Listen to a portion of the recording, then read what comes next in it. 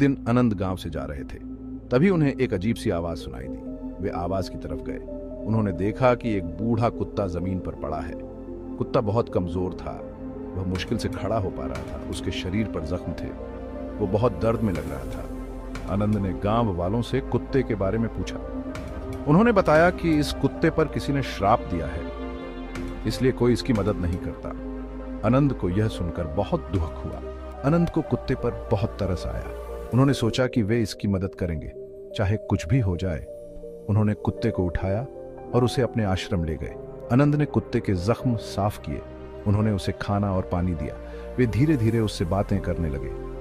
कुछ दिनों में ही कुत्ते की तबीयत ठीक होने लगी। आनंद हर रोज कुत्ते की देखभाल करते थे। वे उसे टहलाने ले जाते थे, वे उसके साथ खेलते थे। धीरे धीरे कुत्ता तंदुरुस्त होने लगा, उसके जख्म भरने लगे। आनंद जानना चाहते थे कि सबसे बड़ा दान क्या है। वे अपने गुरु संत महात्मा धीरज के पास गए। उन्होंने धीरज से अपना सवाल पूछा।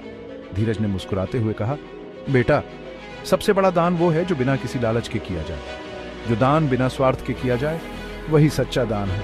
आनंद धीरज की बात समझ गए। वे वापस आश्रम आ गए। उन्होंने ठान लिया कि वे बिना किसी स्वार्थ के कुत्ते की सेवा करें। आनंद ने कुत्ते की सेवा पूरी लगन से की। वह हर दिन उसे खाना खिलाता, उसकी देखभाल करता और उसकी हर जरूरत का ध्यान रखता। वे उसे अपना दोस्त मानते थे। आनंद ने कुत्ते के साथ एक गहरा संबंध बना लिया था, जो समय के साथ और मजबूत होता गया। वे उसके साथ समय बिताना पसंद करते थे। वे दोनों अक्सर गांव के चारों ओर घूमते, खेलते और एक दूसरे की कंपनी का आनंद लेते।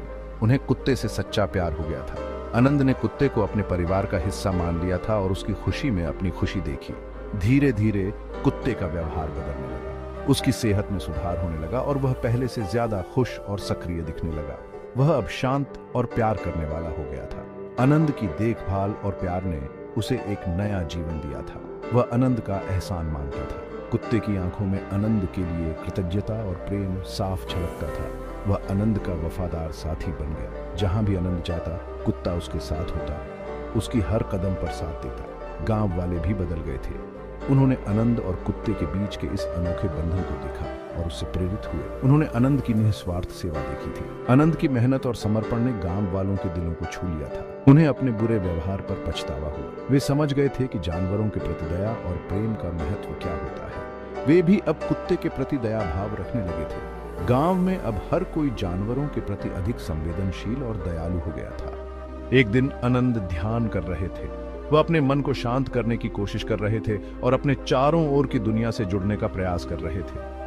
उन्होंने देखा कि कुत्ते के चारों ओर एक अजीब सी रोशनी है। यह रोशनी बहुत ही चमकदार और आकर्षक थी, जैसे किसी दिव्य शक्ति का संकेत हो। कुत्ता शांत और खुश दिख रहा था। उसकी आंखों में एक अजीब सी चमक थी, जैसे वह किसी गहरे रहस्य को जानता हो। अचानक रोशनी गायब हो गई, कुत्ता भी गायब था। यह सब कुछ बहुत ही रहस्यमय और अद्भुत था। आनंद समझ गए कि कुत्ते को मोक्ष मिल गई है। यह एक अद्वितीय अनुभव था जिसने उनके जीवन को बदल दिया। उसका श्राप खत्म हो गया था। वह अब स्वतंत्र था और किसी भी बंधन से मुक्त हो गया था। आनंद को बहुत खुशी हुई। उन्होंने महसूस किया कि उन्होंने एक महान कार्य किया है। उन्होंने सच्चे दान का मतलब समझ लिया था। यह केवल भौतिक वस्तुओं का दान नहीं था, बल्कि आत्मा की शुद्धि और प्रेम का दान था। आनंद ने यह कहानी सभी को सुनाई। उन्होंने अपने अनुभवों को साझा किया और लोगों को प्रेरित किया। उन्होंने बताया कि सच्चा दान वह है जो बिना किसी लालच के किया जाए। यह दान आत्मा की शुद्धि और प्रेम का प्रतीक है। जो दान प्रेम और दया से भरा हो, वही सच्चा दान है। यह दान न केवल देने वाले को बल्कि प्राप्त करने वाले को भी आनंदित करता है। तो दोस्तों, यह थी आज की कहानी गौतम बुद्ध के महत्वपूर्ण जीवन पाठ पर आधारित। याद रखें, आपके विचार आपकी वास्तविकता को बनाते हैं। सकारात्मक सोचें और अपने जीवन को खुशियों से भरें। यदि आपको यह कहानी पसंद आई हो तो इसे लाइक और शेयर करें और हमारे चैनल लाइफ कंपास को सब्सक्राइब करना न भूलें।